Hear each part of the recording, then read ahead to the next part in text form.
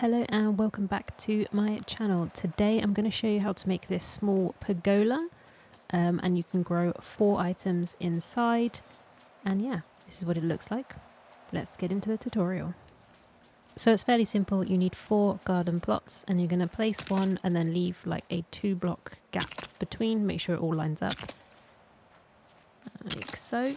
And then you're going to go into the flooring section and you can choose any flooring that you want. I go for the rustic look because I think it looks nice from the wood. So I'm using a 6x2 between because it's the same size as the garden plot itself. Then I'm going to go ahead and use a 16x2.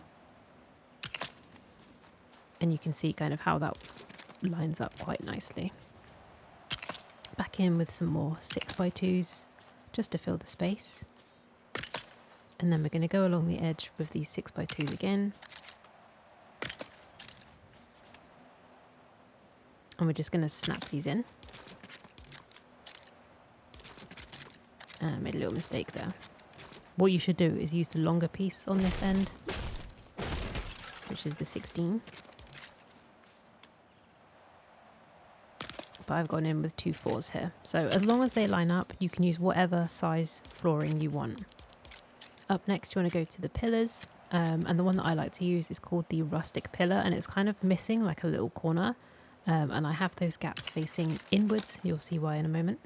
You can use a normal pillar for the same effect though. I'm just going to place these on each corner. And then I'm going to go back in and I'm going to look for just a normal pillar, and I'm going to use the palatial pillar, and I'm going to put these in the middle. Just making sure they all line up with the floor. And obviously you only do it on 3 sides, not 4, because you're doing the surrounding area and not the entrance.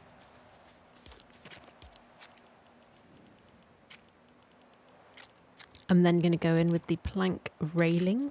And I'm just going to go around the bottom edges and I'm going to snap them back so it lines up with the outer groove piece. You can see it makes like quite a nice built-in effect. There we go. You can raise these and build up, but I think it looks nicer with just the row on the bottom. Now we're going to go into the flooring. So this is where we make the roof. So what you're going to want to do is get a 16x2. And you want to make sure that it completely lines up on the pillars. And we're going to do this all the way along.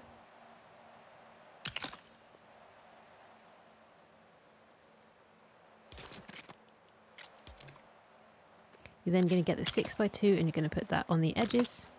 And then the other end you're going to get the 4x2. Just so that the overhang is the same length, as you can see. And you want to double this up just so that it's a little bit higher so it doesn't look as thin.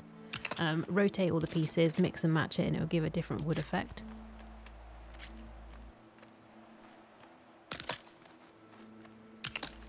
And just jumble up the sizes just so that it kind of mixes up the pattern. You see what I can mean here when you look at the side?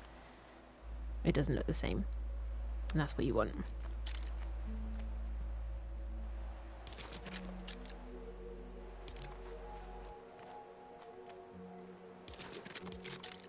And then in between, we're going to use a 6x2 and an 8x2.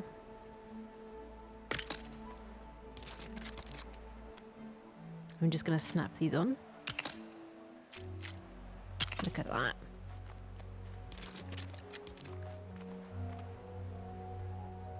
Do take your time with this as well, because you want to make sure you get it on the right piece.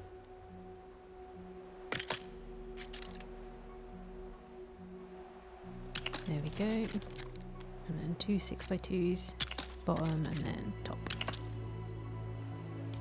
And that's the basis. And then we want the overlapping pieces. So we'll do that next. And we're going to do the same as what we did before. So we're going to use the 2 16x2. And we're going to automatically overlap this by 3. As you can see there with the squares.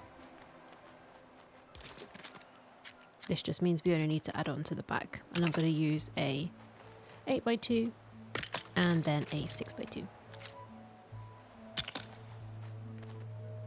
and then they are identical in size.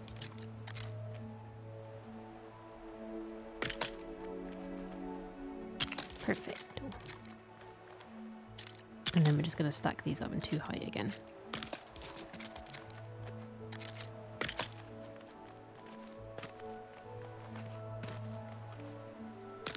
There we go, and then that is the shape completed. And then I like to add on some lights just so that it kind of glows a bit at night and you can see all of your crops. And I'm going to use the Majestic Manners Dining wall candle, and they're going to go on the outer edge. And then I kind of just keep looking until it's right at the top. So you can see here how I'm moving my cursor up. It's just so it goes quite snug to the top. Like so. Boom. And there we have it.